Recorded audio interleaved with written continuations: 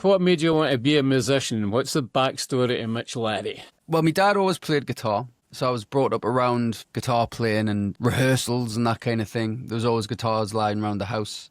And then sort of with that, I was obviously when I was younger, my parents worked and I spent a lot of time with my grandparents.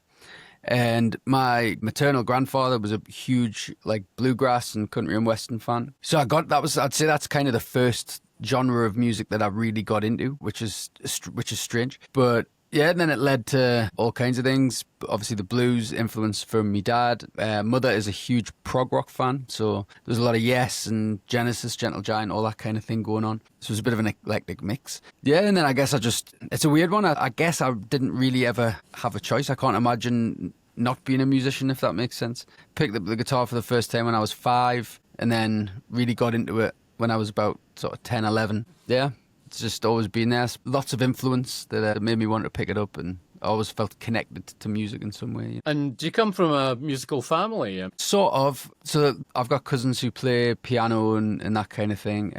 But really, it was my dad.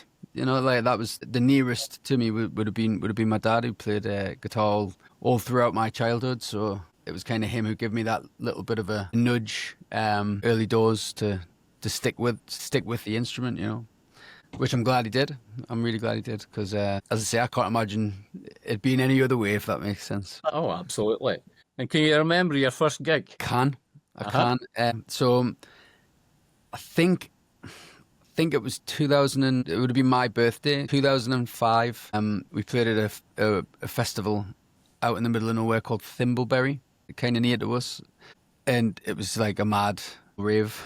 Kind of like festival thing that we got hooked up with through friends and rehearsing in pubs and stuff like that when we were younger. And I remember because it was the same day that I bought my own first Fender Strat with birthday money that I got and money that I'd collected and saved up over the last year or so before that. So yeah, I think it would have been 24th September 2005. How would you class your style of music? I don't know. I guess it's just an amalgamation of everything that I've always listened to and has resonated with us in some natural way. I try not to think about. Yeah, you kind of might maybe have styles or moods that you kind of, or even influenced sort of vibes, if that's the right word, when you're making things or you're trying to come up with new ideas. But yeah, I never really think so rigidly in like, right, this song has to fit this genre, or I just try and let it come out naturally. And if it doesn't feel natural, then it's probably not the thing to be working on, is what I've learned over the years. Yeah, it's hard to pigeonhole your music style, and that's good. It's a good way because there's a lot of jazz influences there as well as funk and blues and folk even. Yeah, there is, yeah. Yeah, I'm a big fan of jazz, much to my mum's dismay. Right. Growing up, she was a prog fan, but jazz was just that step too far. So who are your influences jazz-wise then? Oh, loads. Obviously, guitar-wise, Kenny Burrell was a big one. Wes Montgomery, obviously. George Benson. Grant Green, loads. Absolutely. And, then all the stuff like Duke Wellington and Cab Calloway, that kind of stuff. Dave Brubeck, obviously Miles Davis, John Coltrane, the greats. But then, I don't know, I suppose I got into sort of Latin jazz a bit as well, like with players like Vicente Amigo, kind of more flamenco-y kind of thing. Lots of stuff, yeah. Love me jazz. Sonny Rollins, big Sonny Rollins fan. I used to try and steal some of his licks and try and transpose them to the guitar. Not very well, but I tried. And what about blues influences? That's, again, it's one of those questions. Yeah. It doesn't matter how many times you've been asked that question. Your mind just goes, what's happening? Back in the day, it would have been, guys like Albert Collins, Albert King.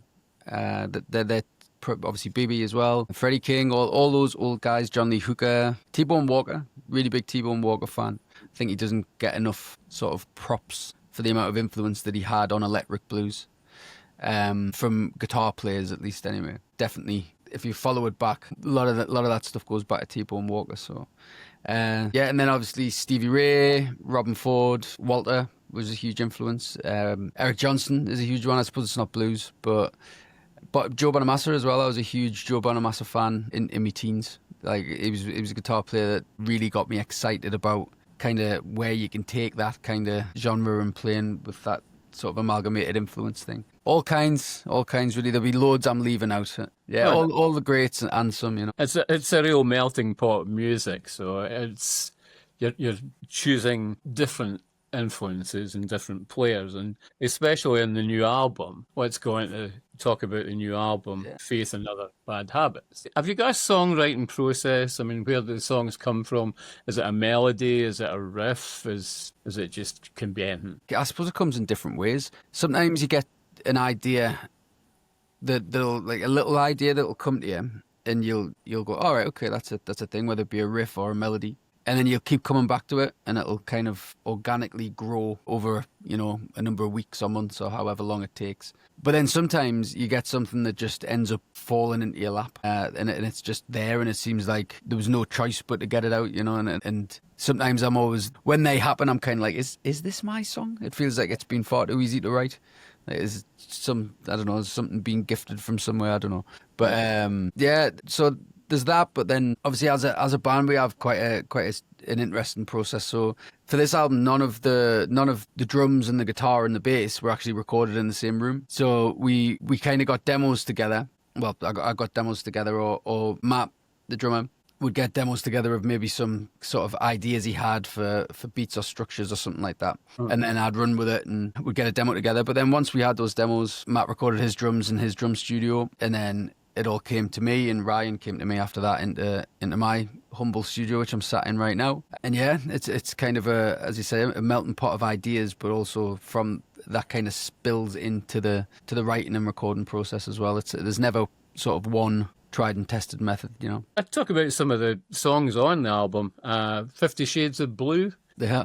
Where did that come from? That's one of those ones that just kind of just appeared. I woke up and I'd had my Boss OC2 on my guitar board, which I usually use for bass or something if I'm looping, just to get that low octave thing. And it usually isn't on my pedal board. And I plugged in, I was just doing some practice and just playing really in here. And I put that on and I just got this I started doing this groove, and I was like, ooh, I think there's something in that.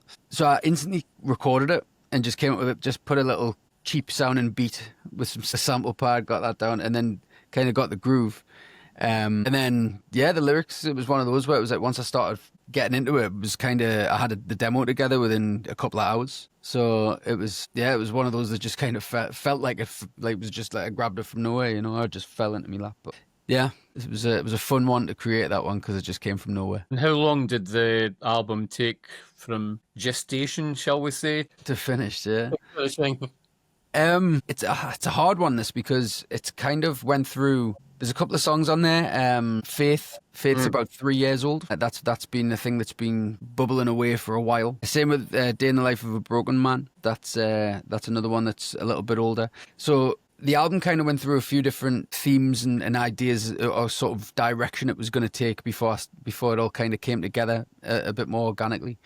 My health got in the way a little bit as well. So I would probably say from the first songs on the songs on there that are the oldest from being written, it would be about 3 years. But then putting the whole thing together as it is now was probably around about 6 months. We talk about faith. Where did that come from? The faith thing kind of comes from a few angles. Having faith in good things and good people, despite the chaos of the world we live in. And sometimes how that can be quite easily shattered, you know, by things around you, by people, by all kinds of things. But we have to kind of keep doing that and carrying on. And I've learned over 34 years here that it's just, you have to have faith in people, and you have to look at the good and the positive, or there's not really much point in anything, I guess.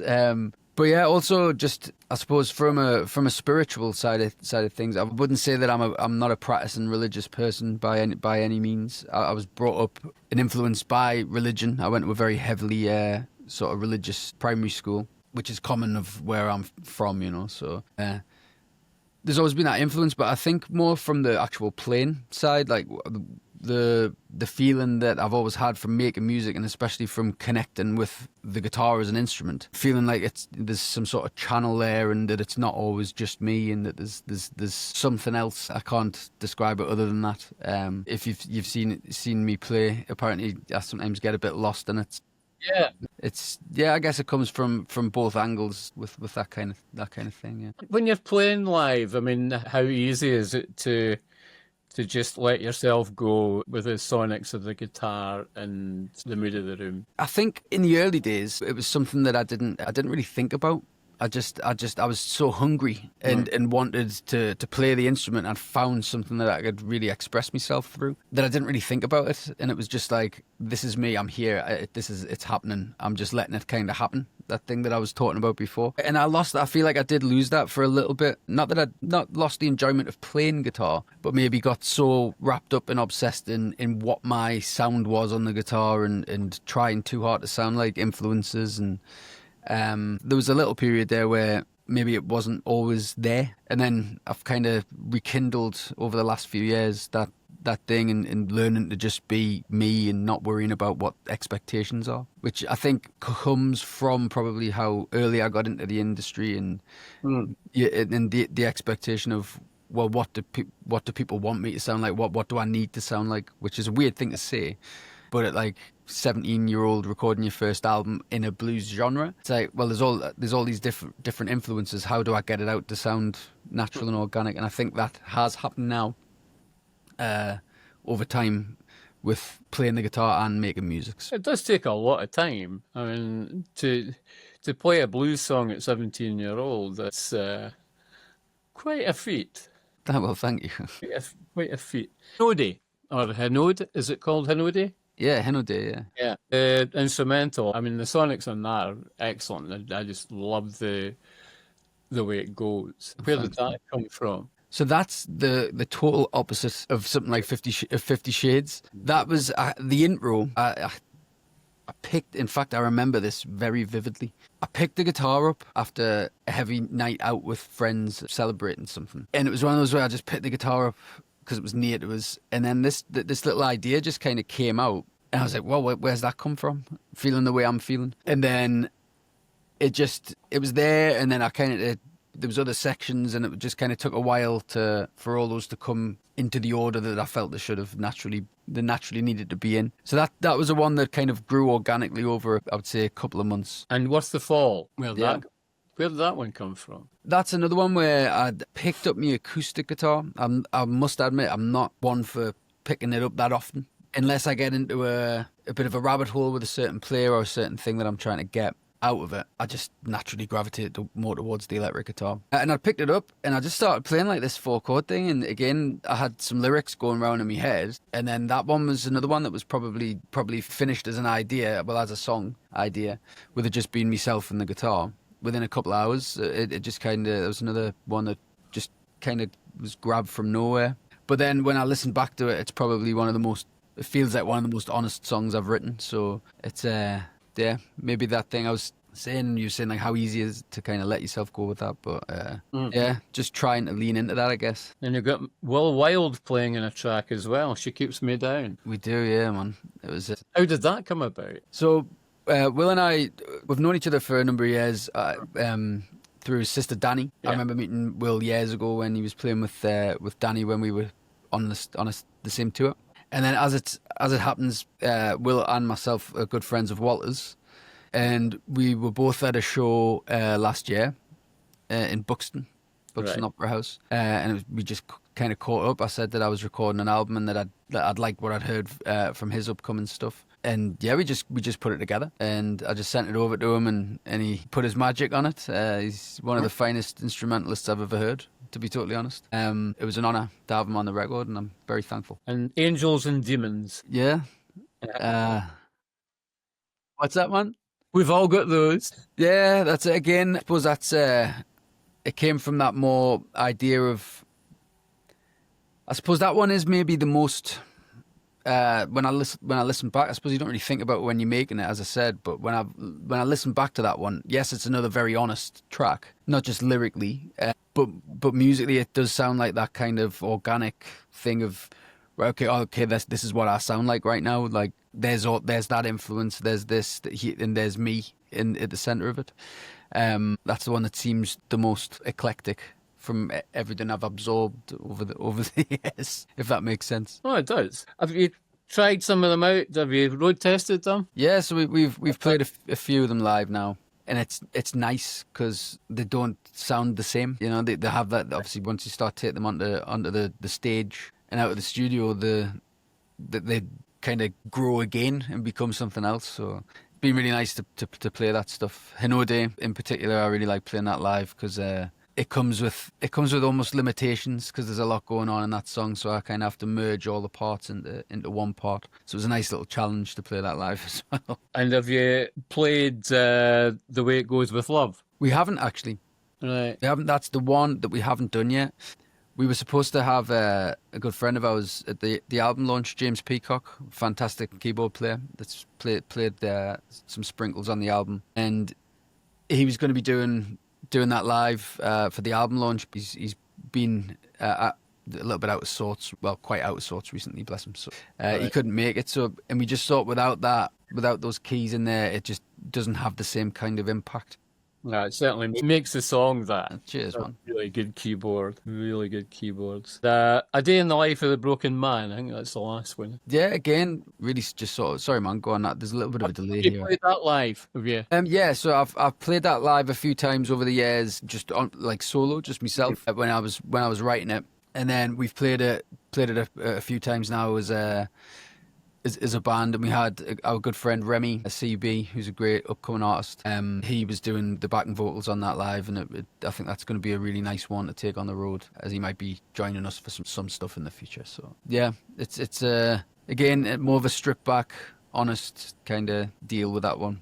And another song from the album I really like. Have you got a favourite? I don't know. I've been asked this a few times. I love Hinoide just because it's something that I would love to. If it wasn't me, if it was somebody else that I heard do that, I'd love to listen to it. Which is a weird thing to say about your own music. But I don't know. I honestly don't know. I do really like Angels and Demons just for the same thing, the same reasons as why I said before, that it kind of gives me a snapshot of how I sound right now, which again sounds like a strange thing to say, but from an artist's like kind of perspective of what you're doing, I feel like that one was the one that is kind of more the direction that I feel I might end up going in. So you're feeling more positive in yourself as the years have gone by with this, or what? with the album, or just life in general?